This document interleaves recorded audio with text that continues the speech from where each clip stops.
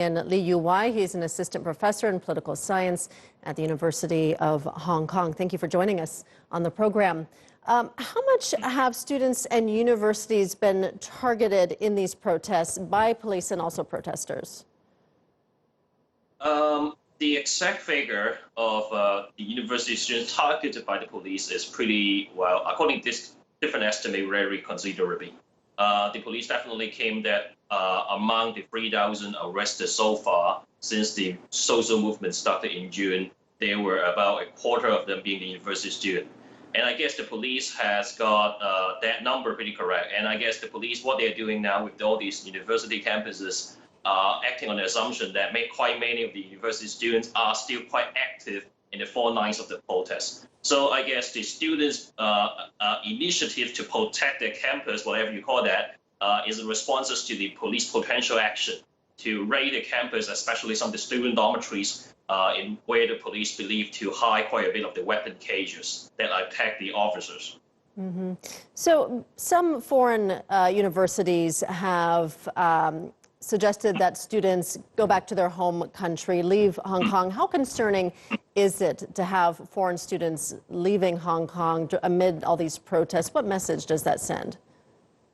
Well, in a way, yeah, we are seeing that trend, especially the students coming from the mainland China. And yesterday, at least according to several different figures from local media, different universities, the mainland students have left it. 50% of the mainland students have left the campus, at least relocated temporarily to Shenzhen. Students from Taiwan have also left it back to the island. And I received personally also quite a bit of inquiries for my program students about whether it's safe to stay in Hong Kong. But one key signal and implication of that exodus of the foreign student from the local campuses would be that the internationalization of the higher education sector will seriously suffer a setback in at least the next year to come, because we will see quite many of the parents and students of foreign countries having quite a bit of reservation about whether the city is safe or not. Mm-hmm. Does this threaten the funding of universities in Hong Kong, particularly those that have high populations of foreign students?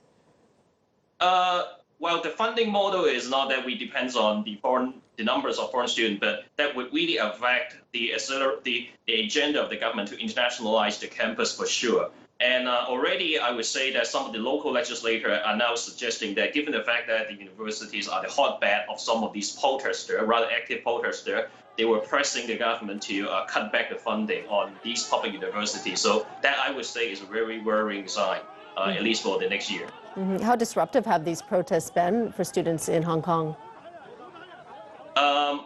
Normal learning have definitely been affected. We are all encouraged to switch to online learning, all kinds of flexible arrangement.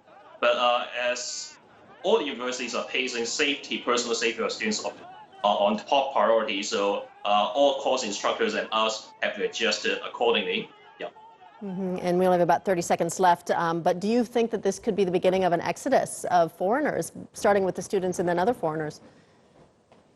Yeah, that will surely be well, I guess what is happening out across the campuses is that the foreign students will be quite deterred to come to Hong Kong to study, as far as I understand. That will also affect the expatriate community that have the children studying in local high school or primary school. So eventually we might see, at least for a few years to come, a pretty dramatic shrinkage of percentage of foreign students in the local education system. All right, we'll leave it there. Yu-Wai joining us from Hong Kong. Thank you.